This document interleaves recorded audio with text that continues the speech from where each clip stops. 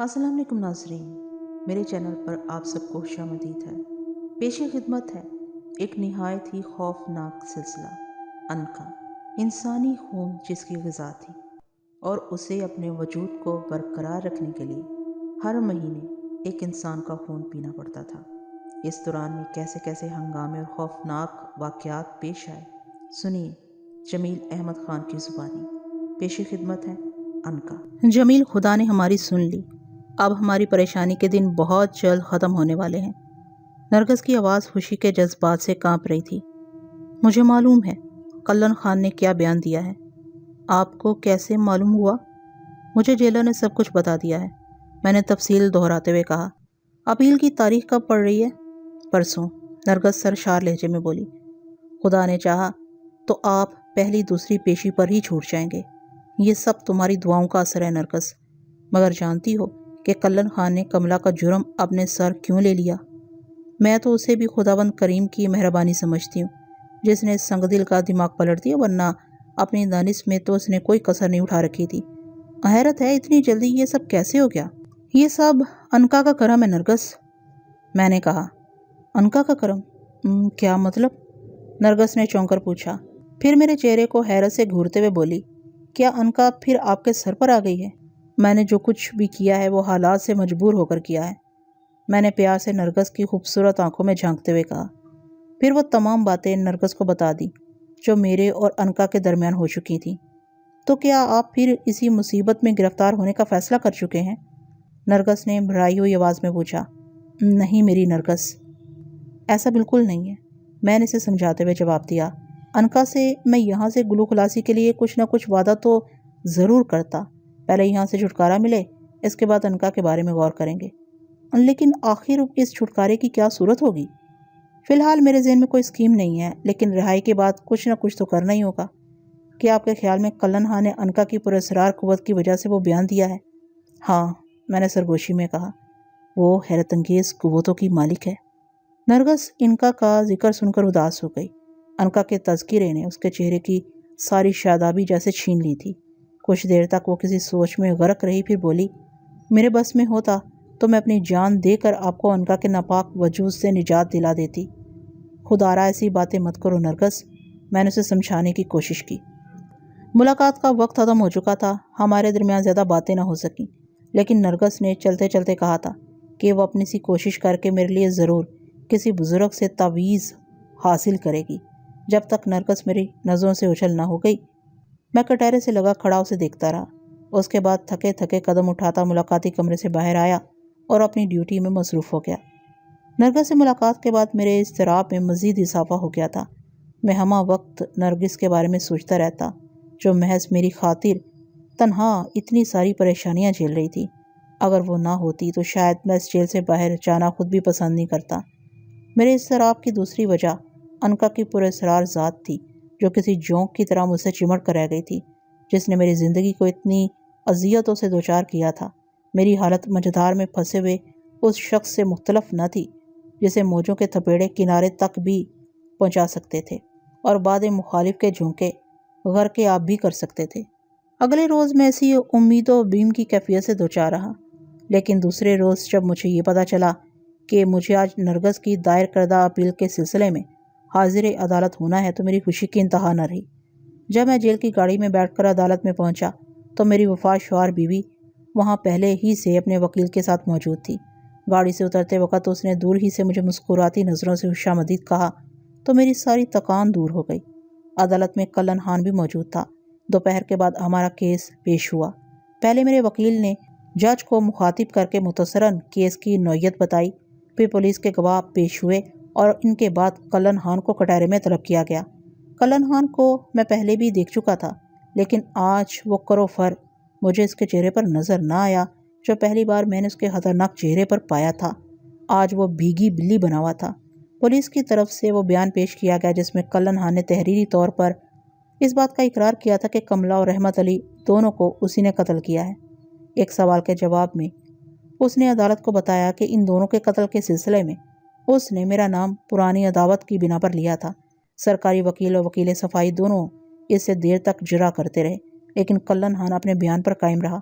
ممکن تھا کہ عدالت اپنا فیصلہ اسی روز سنا دیتی، لیکن وقت ختم ہو جانے کی وجہ سے کارروائی دوسرے روز پر ٹل گئی۔ چنانچہ مجھے وہ رات بھی جیل میں گزارنی پڑی۔ کلن خان کے عدالتی بیان کے پس پردہ انکا کی پراسرار قوت کار فرما تھی، کیونکہ رحمت علی کے قتل سے بیشتر نہ تو میں نے کبھی کلن خان کا نام سنا تھا اور نہ ہی اس کی صورت دیکھی تھی۔ چنانچہ پرانی عداوت کا سوال ہی پیدا نہیں ہوتا تھا۔ جیل کی وہ رات میں نے بڑی بے چینی سے گزاری۔ صبح ہوئی تو مجھے دوبارہ عدالت لے جایا گیا، جہاں کلن خان کے اقبالیہ بیان کے پیش نظر مجھے باعزت طور پر رہا کر دیا گیا اور کلن خان کے فیصلے کی تاریخ پڑ گئی۔ رہائی کا حکم سنتے ہی مجھ پر کچھ ایسی کیفیت طاری ہوئی کہ میں بھری عدالت میں خدا کے حضور سجدہ ریز ہو گیا۔ نرگس کی خوشی کی کوئی انتہا نہ رہی تھی۔ گھر پہنچ کر میں نے غسل کر کے کپڑے تبدیل کیے، پھر نرگس کے کہنے پر 2 رکعت شکرانے کی نماز ادا کی۔ اس کے بعد میرے دفتر والوں کی آمد و رفت کا تانتا بند کیا۔ میرا دل تو نہیں چاہتا تھا کہ ایک لمحے کے لیے بھی نرگس سے دور رہوں، لیکن اخلاقی طور پر مجھے دفتر کے عملے سے ملنا پڑا اور قریبی واقف کاروں کو بھی وقت دینا پڑا۔ اسی شام نرگس نے ایک پرتکلف دعوت کا اہتمام کیا، چنانچہ رات گئے تک ہم دونوں اس میں الجھے رہے۔ بڑی مشکل سے مہمان ٹلے۔ نرگس سے بات کرنے کا وقت ہی نہیں مل رہا تھا۔ خدا خدا کر کے وہ وقت آیا جب میں اور نرگس تنہا رہ گئے۔ رات گئے تک ہم دونوں ایک دوسرے سے گفتگو کرتے رہے، وہی ہجر کے صدمے اور تنہائی کی اذیتیں، مگر جلد ہی انکا کی پراسرار ذات ہماری گفتگو کا موضوع بن گئی۔ نرگس اس سلسلے میں مجھ سے زیادہ پریشان تھی، کہنے لگی، جمیل، کیا یہ انکا آپ کے سر پر موجود ہے؟ نہیں، میں نے سنجیدگی سے کہا، فی الحال دانش مندی کا تقاضا یہی ہے کہ ہم انکا کے آنے کے بعد بھی اسے کوئی جھگڑا مول نہ لیں اور اس وقت تک خاموش رہیں جب تک چھٹکارے کی کوئی صورت نہ پیدا ہو۔ جمیل، میں بھی آپ سے یہی کہنا چاہتی تھی، نرگس نے بڑے پیار سے کہا۔ خدا نے چاہا تو آپ کو اب اس مصیبت سے بھی بہت جلد چھٹکارا مل جائے گا۔ خدا تمہاری زبان مبارک کرے۔ کیا تم نے اس کا کوئی تدارک سوچا ہے؟ اور میرا مطلب ہے تمہارے ذہن میں کیا کوئی ترکیب آ گئی ہے؟ نہیں، لیکن میں نے ایک بزرگ کا پتہ چلا لیا ہے جو شولہ پور میں رہتے ہیں۔ اب آپ آ گئے ہیں تو میں ان بزرگ سے ملنے جاؤں گی۔ خدا کو منظور ہوا تو یہ پریشانی بھی دور ہو جائے گی۔ خاصی دیر تک ہمارے درمیان اسی مسئلے پر باتیں ہوتی رہیں۔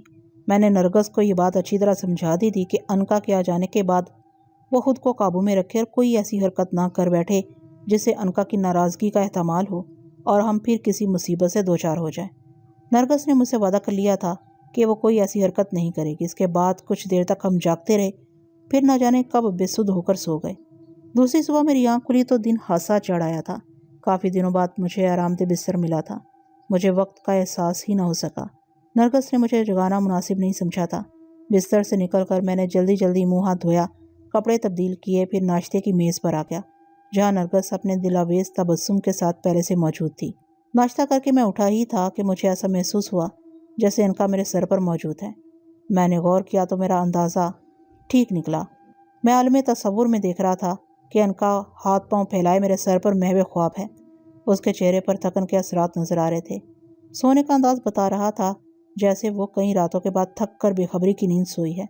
مجھے انکا کے چہرے پر سرخی کی بجائے آج کچھ زردی محسوس ہو رہی تھی۔ ابھی میں انکا کو اپنے سر پر محسوس کر ہی رہا تھا کہ نرگس نے پوچھا، خیریت تو ہے؟ یہ آپ بت بنے کھڑے کیا سوچ رہے ہیں؟ میں نے نرگس کو چپ رہنے کی تلقین کی، پھر اس اشارے سے بتایا کہ انکا میرے سر پر موجود ہے، سو رہی ہے۔ نرگس کے چہرے کی رنگت ایک لمحے کے لیے بدل گئی۔ اس کے ہونٹوں پر کچھ کہنے کے لیے کھچاؤ سا پیدا ہوا۔ میں سمجھ رہا تھا کہ اس وقت اچانک انکا کی میرے سر پر آمد کی خبر سن کر اسے تشویش ہوئی ہے۔ بہرحال اس خیال سے کہیں وہ کچھ کہہ نہ بیٹھے، میں نے ایک بار پھر اسے خود پر قابو رکھنے کا اشارہ کیا، پھر اونچی آواز میں بولا، اب میں ذرا آفس جا رہا ہوں، 2-3 گھنٹے میں واپس لوٹ آؤں گا۔ شولہ پور کے بارے میں کیا سوچا آپ نے؟ نرگس نے پوچھا۔ ہو نا، اتنی جلدی بھی کیا ہے؟ میں چاہتی ہوں کہ آج رات ہی کی گاڑی سے روانہ ہو جاؤں، نرگس نے سنجیدگی سے کہا۔ ملازم کی بجائے اگر تم مینیجر کو ساتھ لے جاؤ تو زیادہ مناسب رہے گا، وہ جہاں دیدہ بندہ ہے، میں نے تجویز پیش کی۔ ٹھیک ہے، آپ دفتر جا رہے ہیں تو پھر رات کی گاڑی کے لیے 2 سیٹیں بک کرا دیجیے گا۔ ہاں ٹھیک ہے، میں نرگس کو جواب دیتا ہوا باہر آ گیا، جہاں ڈرائیور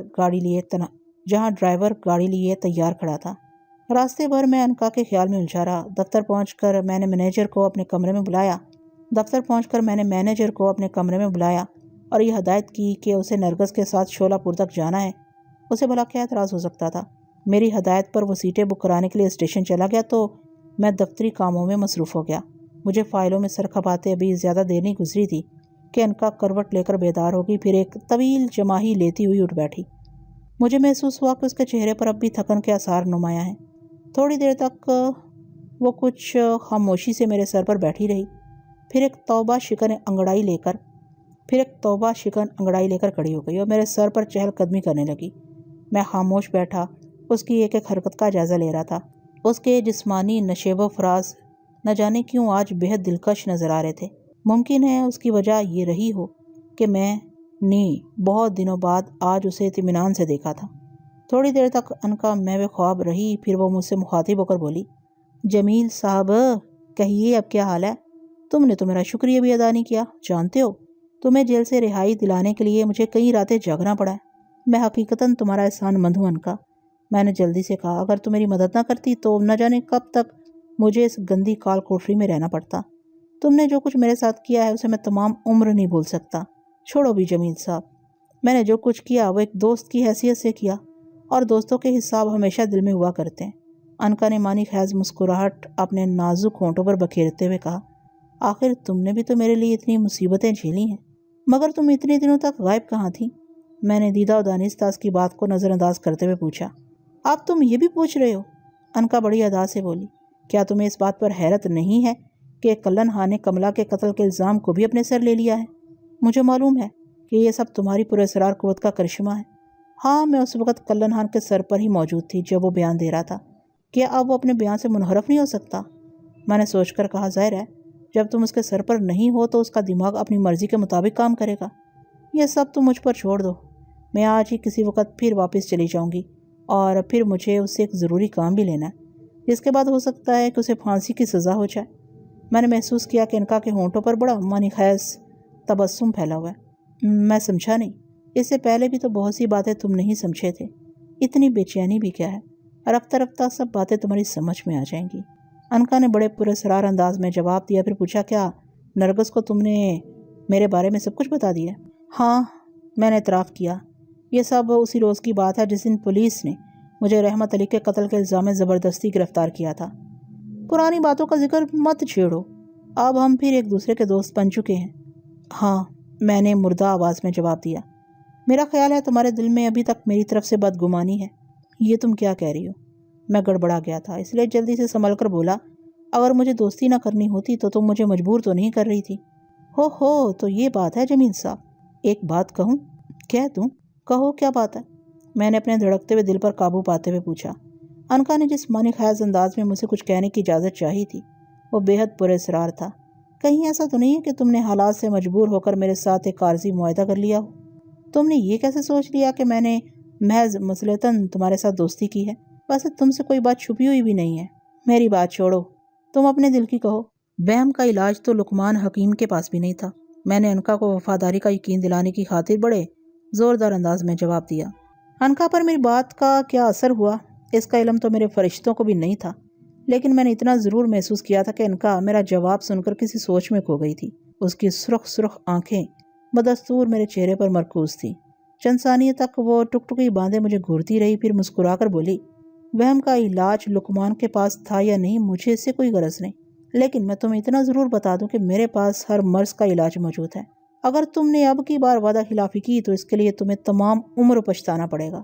لعنت ہے تمہارے اوپر جو تم میرے اوپر شبہ کر رہی ہو، میں مصنوعی غصے سے بولا تو انکا بے اختیار کھلکھلا کر ہنستی، پھر مجھے بڑی پیار بھری نظروں سے دیکھتے ہوئے بولی، آج تم نے پہلی بار مجھ پر غصہ کیا جمیل، غصے میں بھی تم کچھ کم اچھے نہیں لگتے۔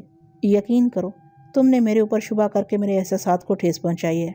میں بڑی سنجیدگی سے بولا، ناراض ہو گئے ہو مجھ سے؟ کیوں؟ انکا نے شوخی سے کہا، تم نے بات ہی ایسی کی تھی۔ اچھا جانے بھی دو، آگے جو ہوگا وہ تم بھی دیکھو گے اور میں بھی۔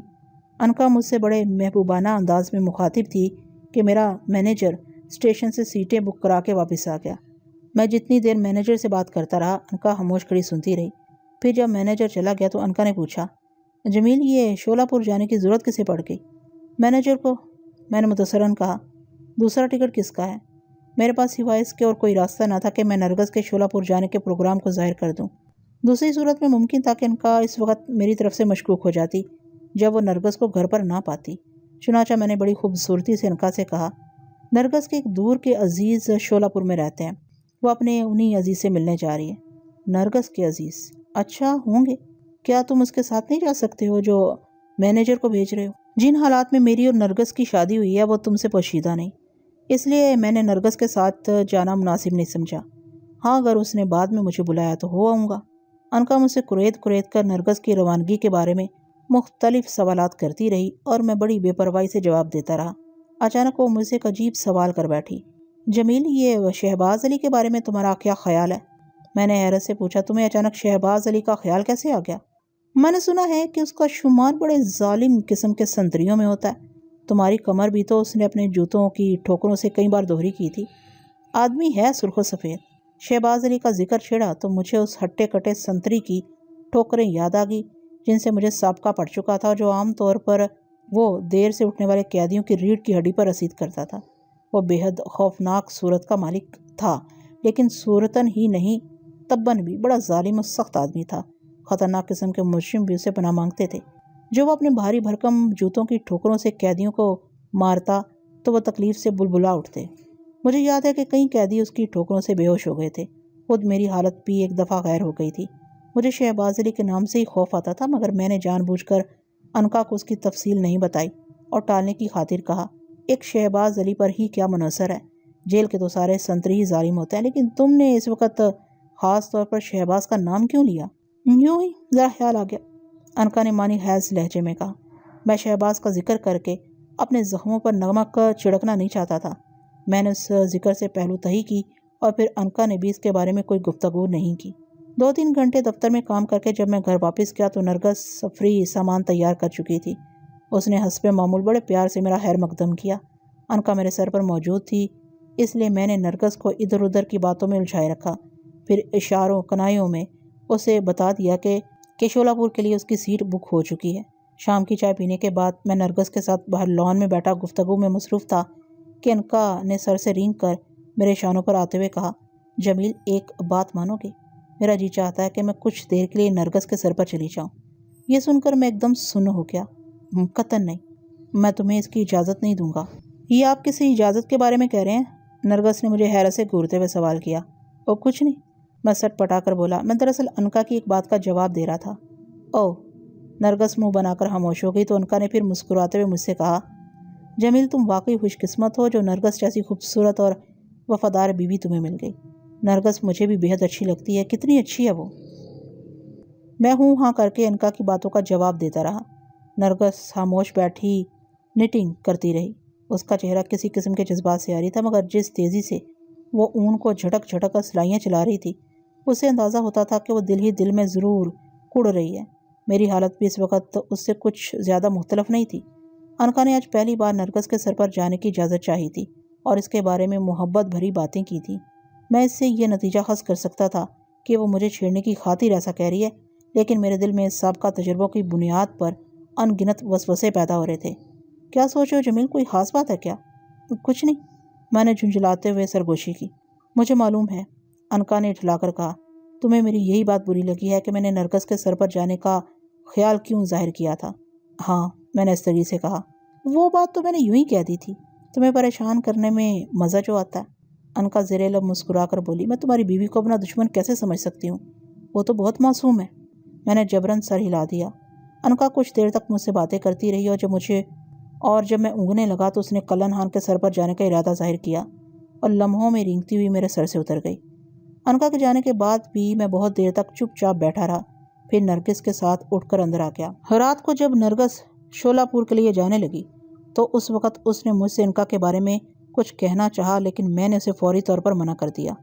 مجھے خدشہ تھا کہ کہیں انکا کا پراسرار وجود ان باتوں سے واقف نہ ہو جائے، حالانکہ یہ میری خام خیالی تھی۔ انکا کو ہر بات کا علم رہتا تھا، مگر کوئی نہ کوئی تدبیر تو اس صورتحال کے باوجود کی جاتی۔ نرگس کے چہرے پر اس وقت الجھن و اضطراب کے جو تاثرات نظر آ رہے تھے وہ کچھ میرا ہی دل جانتا ہے۔ بہرحال میں ضبط کر گیا اور ٹرین کی روانگی کے بعد واپس گھر آ گیا۔ اس روز تمام رات میں نرگس کی کامیابی اور سلامتی کے ساتھ واپسی کی دعائیں مانگتا رہا۔ کیا میں انکا کے پراسرار وجود سے کبھی نجات پا بھی سکوں گا یا نہیں؟ میں ساری رات اسی کشمکش میں الجھا رہا۔ صبح میں نے نیم گرم پانی سے غسل کیا تو ذہن پر چھائی ہوئی کسل مندی کچھ کم ہوئی، لیکن ناشتے کی میز پر پہنچ کر جیسے ہی میری نظر اخبار پر پڑی میں مارے حیرت کے اچھل پڑا اور جلدی جلدی ایک خبر پڑھنے لگا جس کی سرخی ہی میرے لیے بڑی چونکا دینے والی تھی۔ जेल के अहाते में मुसल्लह संतरी की दर्दनाक मौत। कातिल ने मकतूल के जिस्म का सारा खून पी डाला। एक हौलनाक वारदात हुई जिसने पुलिस और जेल की इंतज़ामिया को हिला कर रख दिया है। पुलिस की इब्तदाई रिपोर्ट के मुताबिक कल्लन खान नामी एक शख्स ने, जो पहले से दोहरे कत्ल के जुर्म में गिरफ्तार है, कल रात 12 बजे के करीब जेल के संतरी शहबाज को कत्ल कर दिया। कत्ल के असल असबाब का हनूज पता नहीं चल सका। वाक़यात के मुताबिक कल रात को कल्लन खान की चीखें सुनाई दी तो शहबाज अली संतरी और दूसरे संतरियों के साथ ड्यूटी पर मौजूद था। चीखों को सुनकर उसकी कोठरी की तरफ गया।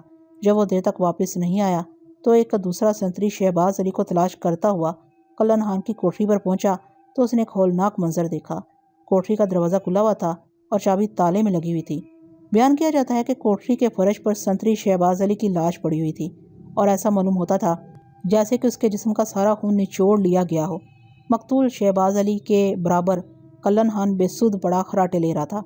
दूसरा संतरी ये मंजर देखकर अपने होशो हवास पर काबू न रख सका और चीखता चिल्लाता जेलर के पास पहुंचा और सारा वाक़या उसे बता दिया। जेलर जब मौका वारदात पर पहुंचा और उसने कल्लन खान को जगा कर इस खूनी वाक़े के बारे में पूछगिछ की तो उसने शहबाज अली के कत्ल से अपनी लाइलमी का इजहार किया। पुलिस के हलकों में इस बात पर हैरत का इजहार किया जा रहा है कि कल्लन खान अगर कातिल था तो फिर उसने फरार होने की कोशिश क्यों नहीं की, और अगर कल्लन खान कातिल नहीं है तो फिर कत्ल किसने किया। पोस्टमार्टम रिपोर्ट और मज़ीद तफसीलात का इंतज़ार है। शहबाज अली के कत्ल की सनसनीखेज़ खबर पढ़कर मेरे जिस्म के रोंगटे खड़े हो गए। मैं समझ गया कि ये सब अनका की कारस्तानी है।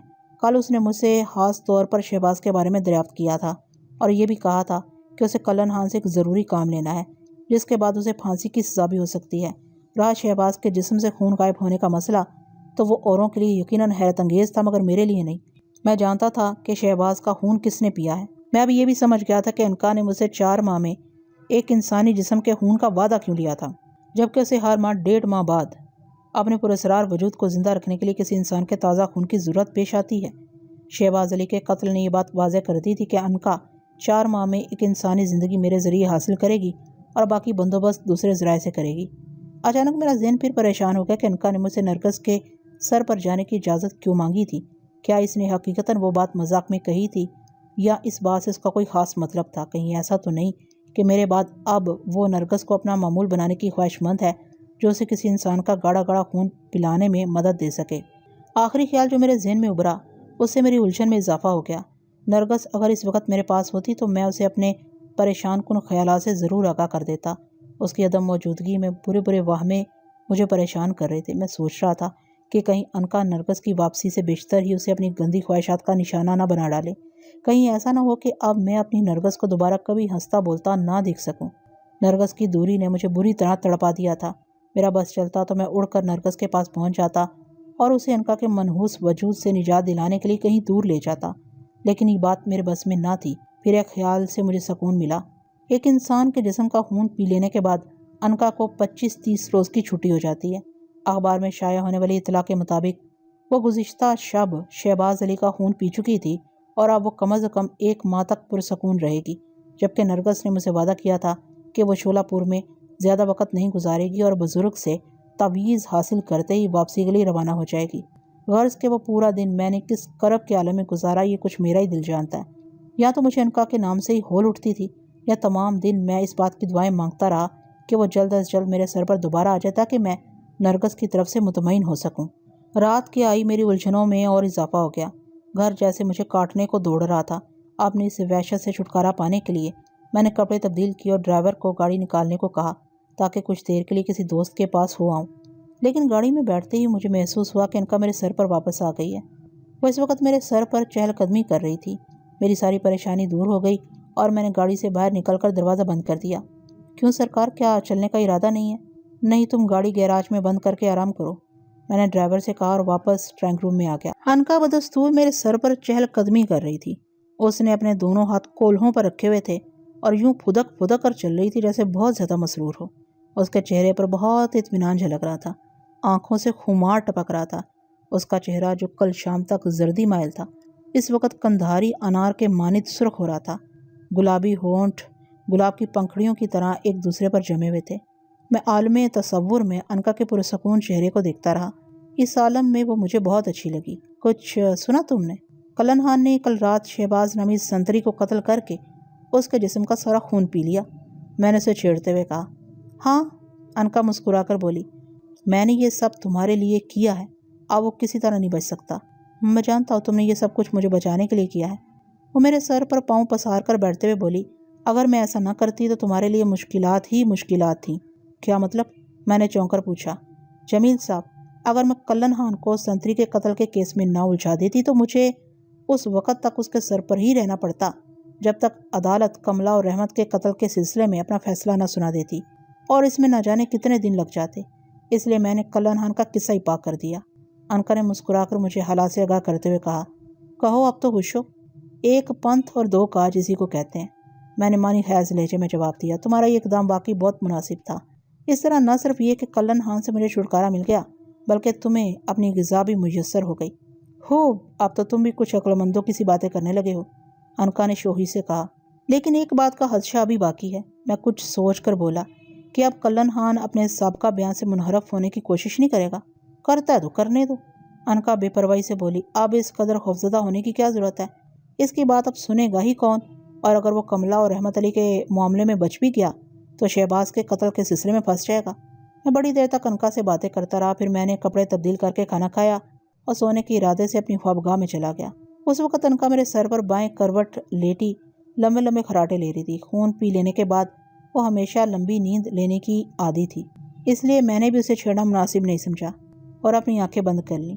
کتنی دیر تک میں سوتا رہا مجھے کچھ یاد نہیں، لیکن دوبارہ میری آنکھ اس وقت کھلی تھی جب میں نے اپنے سر میں باریک باریک پنجوں کی تیز چبھن محسوس کی۔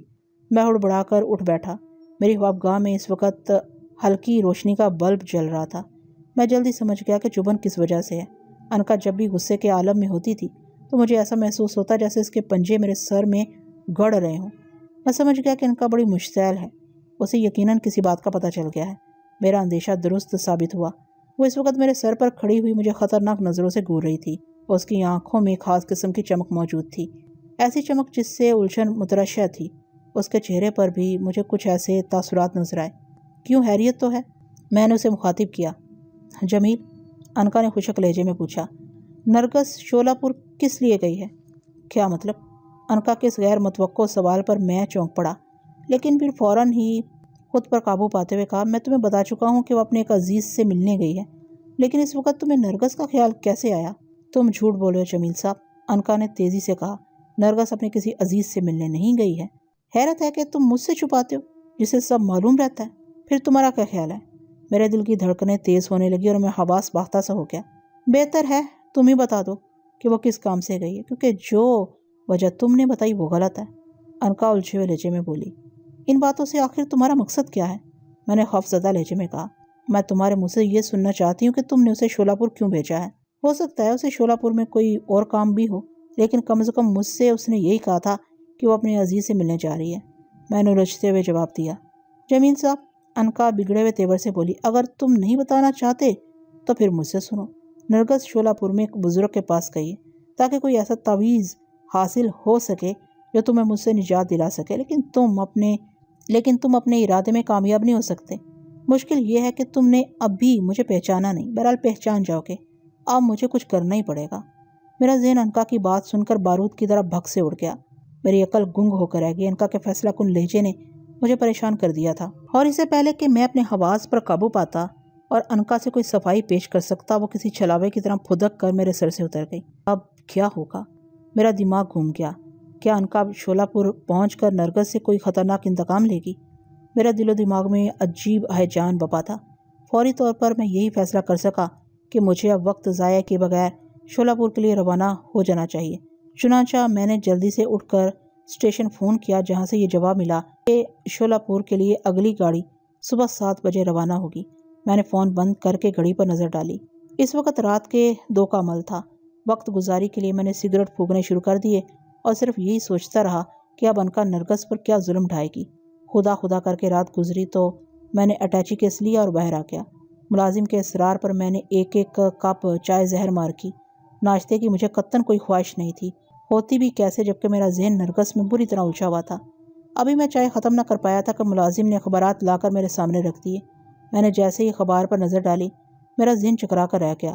کلن خان، جس نے دوہرے قتل کا اعتراف کر لیا تھا، اب اپنے سابقہ بیان سے منحرف ہو گیا۔ قتل کی ان ہولناک وارداتوں میں ایک پراسرار عورت کا ہاتھ ہے۔ سرخی کے نیچے کیا تفصیل تھی اسے پڑھنے کے لیے نہ تو میرے پاس وقت تھا اور نہ ہی میری ہمت ہو رہی تھی کہ میں اسے پڑھوں۔ میں نے اخبار کو لپیٹ کر ہاتھ میں لیا اور اٹیچی اٹھا کر تیزی سے باہر آ گیا۔ اب مجھے جلد سے جلد بمبئی چھوڑ دینا چاہیے۔ پولیس اس سلسلے میں مجھے ضرور الجھائے گی، اس کا مجھے یقین تھا، اور ادھر مجھے نرگس کی پڑی ہوئی تھی جو کسی وقت بھی انکا کے عتاب کا نشانہ بن سکتی تھی۔ میں عجیب الجھن میں گر گیا تھا۔ اخبار میں یہ خبر پڑھتے ہی کلن ہن اپنے سابقہ بیان سے منحرف ہو گیا ہے۔ میرے رہے سہے اوسان بھی خطا ہو گئے۔ اب مجھے یہ خطرہ لاحق تھا کہ کہیں پولیس دوبارہ مجھے حراست میں نہ لے لے، اور دوسری طرف یہ فکر بھی دامن گیر تھی کہ کہیں انکا کا پراسرار وجود نرگس کو اپنے عتاب کا نشانہ نہ بنا دے۔